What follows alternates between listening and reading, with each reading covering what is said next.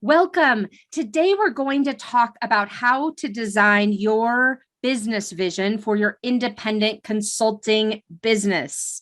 I'm so excited to dive into this topic because if you're listening in the real time, it is December and it's time to start thinking about the new year and what you want to accomplish and what you want to achieve. And I don't know about you, but for in the last, all back until I can remember, I loved planning. I loved the new year. I loved buying one of those Franklin Covey planners, the ones that were like the thick kind of binder, cushy binder with the inserts in it. And you could buy all sorts of different inserts and different like plastic bookmarks and sticky notes, all the things, right? I used to love buying all of that and sitting down with it at the beginning of the year and mapping out my plan and just having such a excitement for the new year. And and that really has continued throughout my life, even though the Franklin Covey planner, I think they do still sell it, but now it's on my iPad, something totally different, right? But the point is still the same, the love of planning, the love of the new year. And I don't know about you, but for the last couple of years, it just hasn't felt as fun. It feels kind of heavy. It feels kind of daunting. It feels like there's so much unknown that it kind of inflated the excitement out of it. At least for me, you might be in the same place, or you might be still loving planning, whichever it is. Today, I want to walk you through a process for you to get very clear on your independent consulting business vision so that you can achieve more than you ever have in the year to come, and including making more money, making more impact, and working less. The trifecta. So that's what we're focusing on today, designing your independent consulting business vision. It's part of a 3-step process that I'm walking you through on this podcast, where step 1, we did an impactful year-end review. So if you haven't yet listened to that episode, you can go back after this. After this, though, don't stop listening because these are very well contained within themselves. But go back and listen to episode 41 about the year-end review process. Today, we're going to work on the independent consulting business vision. And then next week, we're going to pull it all together so that you have a really clear action plan moving forward. So let's dive into today's episode and get really clear on your independent consulting business vision. So I'm going to talk with you today about why have a business vision. Why is that crucial to your success? Why you probably might not have it. What are the common reasons, which aren't the normal ones you would think of? It's deeper than that. The components of what you would want to include in a business vision to make it valuable. And then thirdly, the next steps for you to go put this into action. So that's what we're going to focus in on today. Before we get started, I do want to let you know that I created a workbook for you so that you can really pull all of these concepts together and put it to work in your business, including that year-end review process that we talked about in episode 41, including today's episode on setting your business vision. And then next week's, I'm giving you a preview already of next week's. It's already in the workbook, and that's how to pull everything together and make it into an action plan. So you can go download that at melissalieberman.com/plan. That link will be in the show notes. Go download that so you can start putting this work into action for you and your business. And also, before we get started, don't forget to book your independent consulting success blueprint call with me. I've been having these fairly frequently, and it's been a great way to dive into each independent consultant's business and figure out what your true goals are, what your business vision is, and why you're not that yet there, and what are the next couple of steps that you can take immediately to put that into practice. So go book one of those calls And let's dive into today's episode. So, the importance of setting a business vision. To bring back the Franklin Covey planner and Stephen Covey, I'm sure you remember it was probably in the 80s when the book first came out, The 7 Habits of Highly Effective People. But one of them is begin with the end in mind, right? If you don't know where you want to head, you're never going to get there. We all know this. It seems like common sense, right? But a lot of times we let it fall by the wayside. And when we let it fall by the wayside, we're abdicating the success, we're abdicating the direction, we're abdicating our results of our business to whatever is coming. So whatever is coming to you is where you're taking your business, and doesn't necessarily mean that's where you want it to go. And so if you're doing this, you're abdicating that success, you're abdicating those results, and most likely watering them down for yourself. So the setting of a business vision and refreshing that and referencing it frequently is so critical. Like if you think about what we've been doing in this series, last week was looking at your results and really evaluating it and assessing it. That's the as is state. Today, we're talking about the to be state. What do we want to accomplish with your business? What do you want? Where do you want your business to head? How much income do you want to make? What type of impact do you want to make? What type of flexibility and independence do you want to have? So that's why we're focused in on this today and why it's so important. And what happens is if you don't have a clear vision, you end up putting a natural governor or a throttle on what you're able to achieve. So for example, you're just naturally setting, without even realizing it, an upper limit on your ability to generate an income, an upper limit on the types of clients and the types of results and the types of the nature of the projects that you're taking on. You're setting that as an upper limit for yourself by your current view of what's possible. You're also creating essentially limitations by default because you're running your business off of that automatic or default thinking, your current thinking and belief systems about what's available to you, what's possible for you.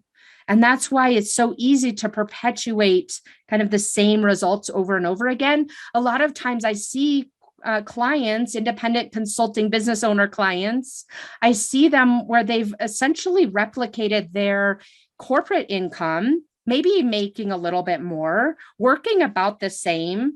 Now they have the added stress of running their own business, and they've essentially replicated what they already had in corporate. That's not what you're trying to do here as an independent consulting business owner. What you're trying to do here is to continue growing, to have ownership over your own success, to have ownership over the amount of income that you make. And so without setting a clear vision and stretching yourself toward that, you're going to keep repeating what feels realistic to you, what you have a past history of making, what you feel comfortable kind of adding to that. A lot of times we feel comfortable, well, if we increase our income by whatever we perceive the cost of living increase would be if we had stayed in corporate, and constantly comparing what we're making to what we did make in corporate or what we would be making if we had stayed, versus really looking at the potential of our business and what you can be making as a result of you running a business and having full ownership over it. So if you don't have that clear vision established for yourself and you're running on autopilot, you end up creating that natural ceiling for yourself. And you end up running your business that way and repeating results over and over again, which is a plateau, or in some cases, a roller coaster of feast or famine. The other thing that happens without a clear vision is that you end up setting your schedule, your business schedule, by people pleasing oftentimes, and feeling like clients will only see your worth if you're available. And so when you say to them, I'm not available, or I'm not, I only work 4 days a week, or whatever your desired schedule is, you're not able to do that because you don't have a clear vision and you let the client dictate it for you. So those are some examples of what ends up happening where you're abdicating the results and repeating the results that you've already got, plus a little, if you haven't set that clear vision. So hopefully that really helps you to dig into why setting the vision is so important.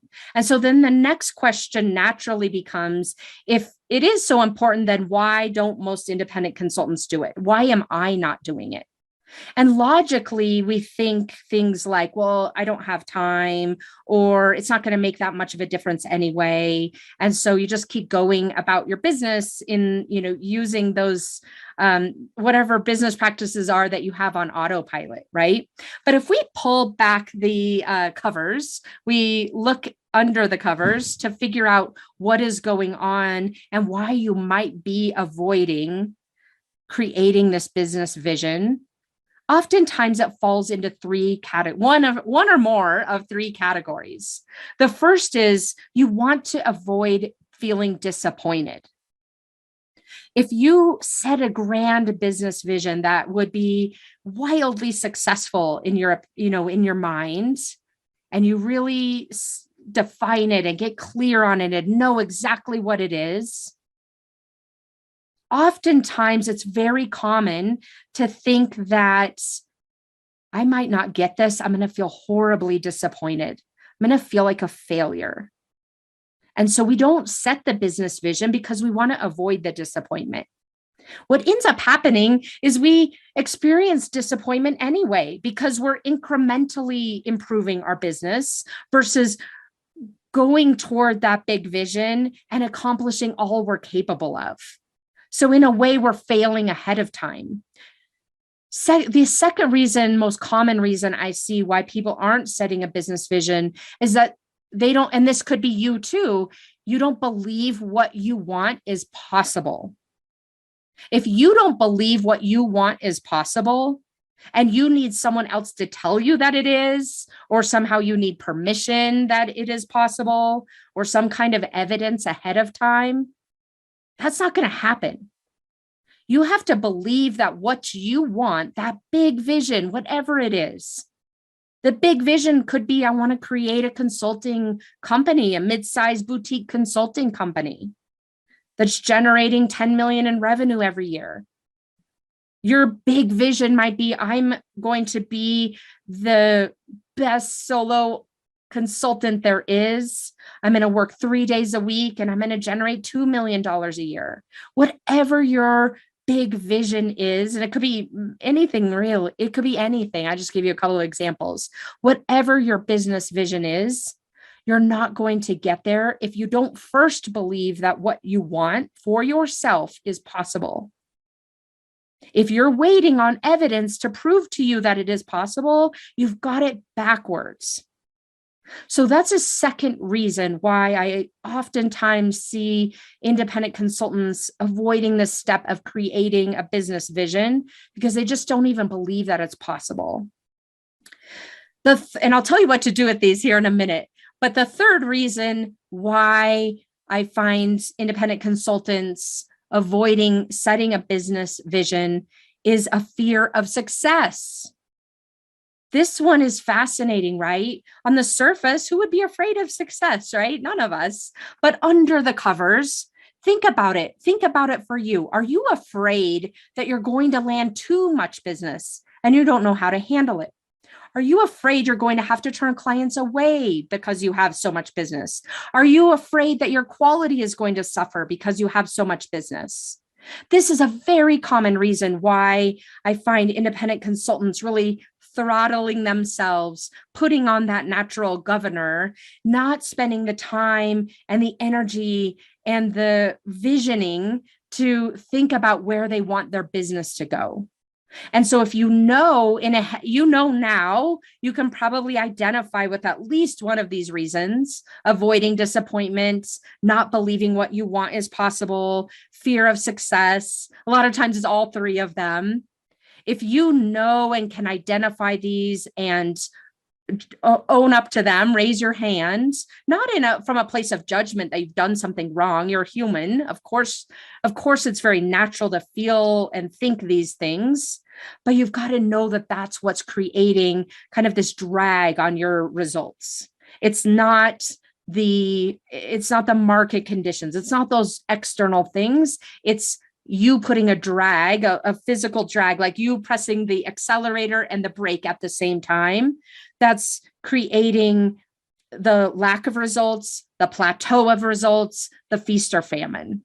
So this is why you are most likely avoiding creating the business vision. And I want to just bring this to light so that you can acknowledge it and move past it. Say, really look at yourself in the mirror and say, yes, I do have a fear of success. I do have a fear of success, and that's not a problem. I'm going to keep going anyway. I am afraid of disappointment. I'm a human. I'm afraid of disappointment. I'm going to keep on going anyway.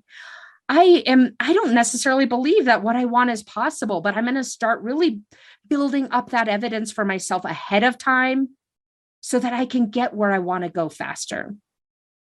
So keeping that in mind, what might be holding you back, let's acknowledge it and move forward for you to create the business vision, for you to create something that's really tangible and lifelike so that you know exactly where you're headed and have that clarity. And so let's move on to thinking about what are the components of what would be in a business vision. And again, I have all of this in the workbook for you relative to these components. So go download that workbook.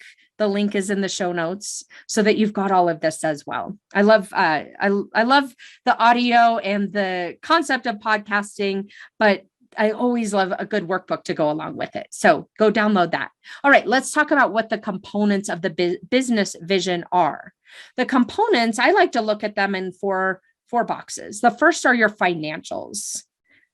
What is your goal? If you just look out 3 to 5 years, what is your goal for your business?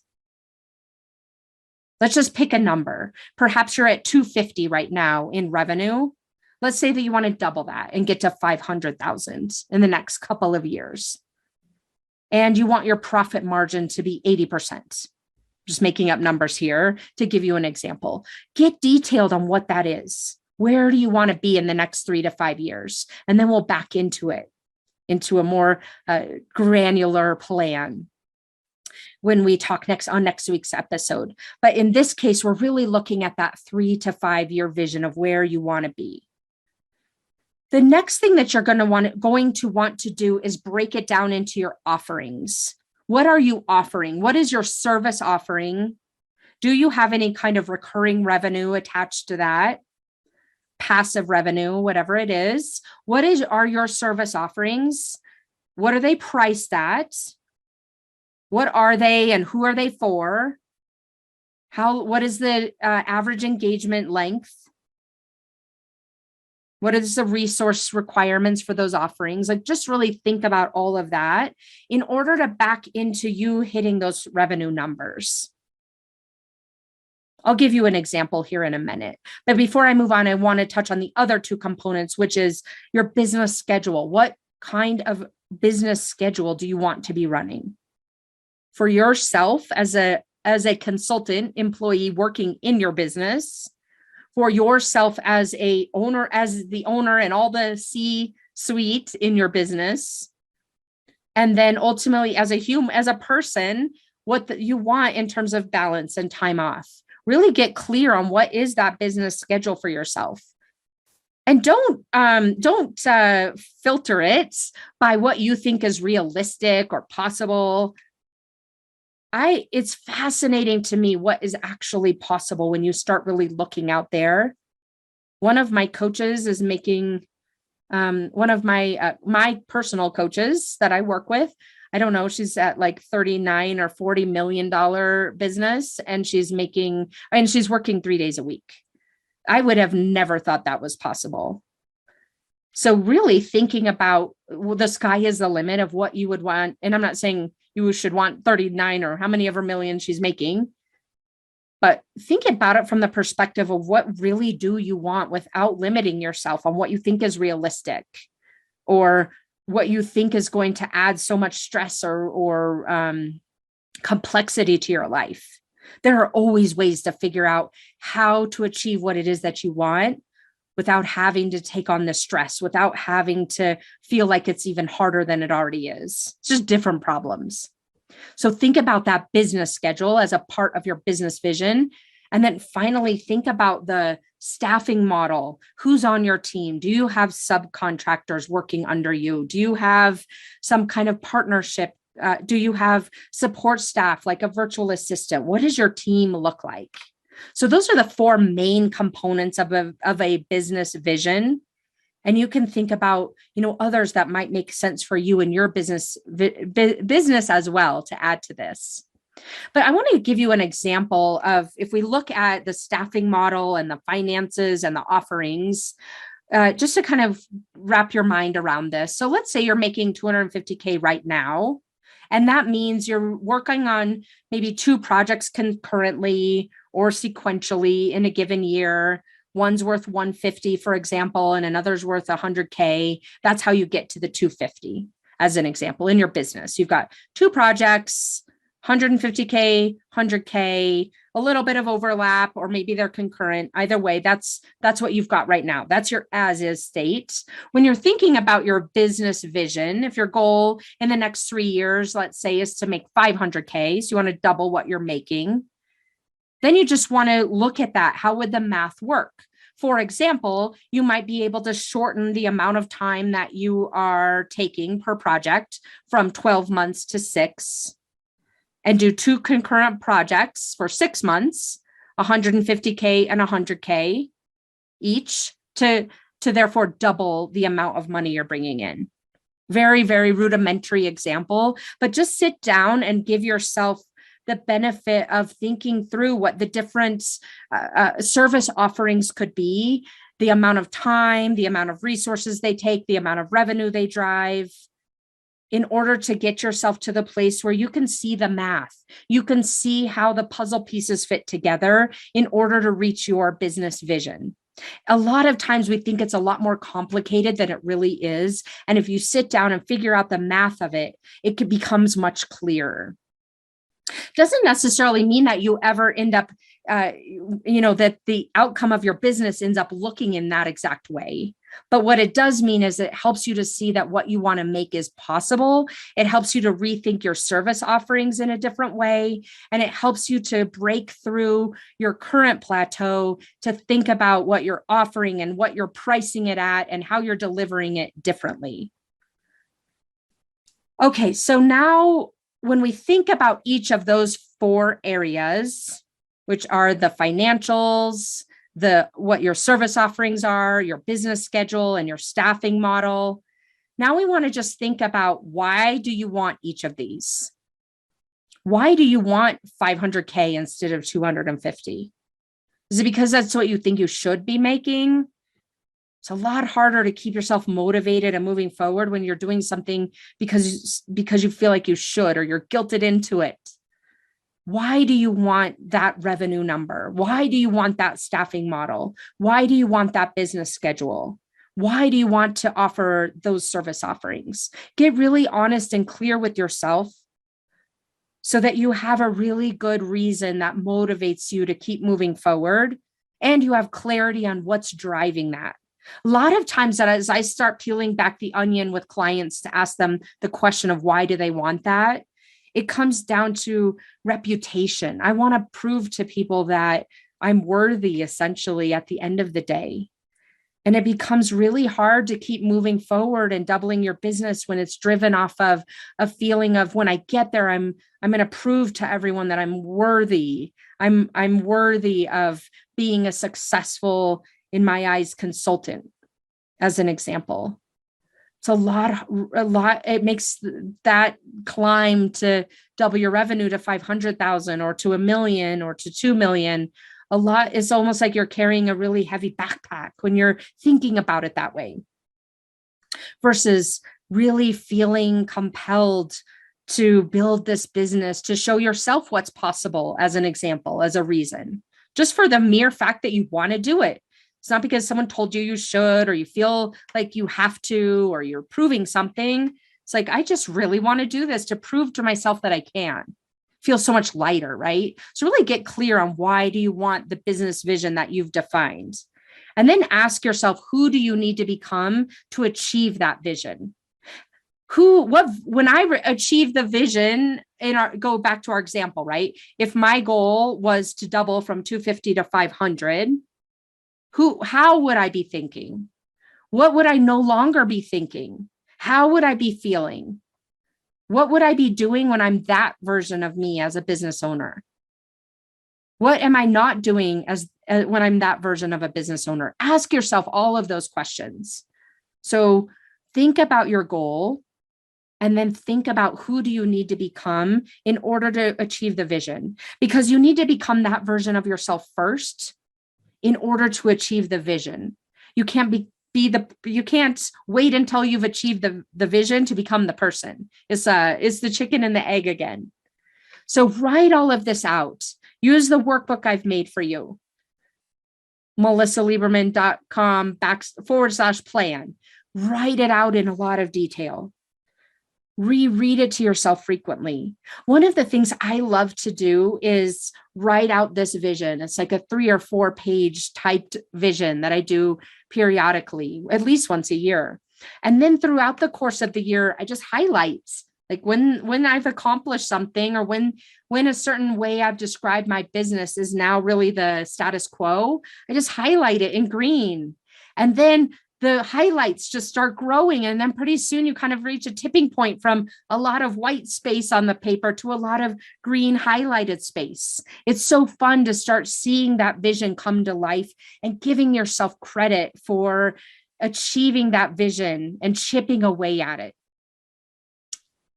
Be sure you're inviting the team we talked about last week. So when you think about this business vision, think about it from the perspective of you as the CEO, and you as the chief revenue officer, you as the chief marketing officer, you as the chief operating officer, you as the chief financial officer, you as the consultant employee, and really getting a 360-degree view of this vision and how you want it to look from all of those different vantage points.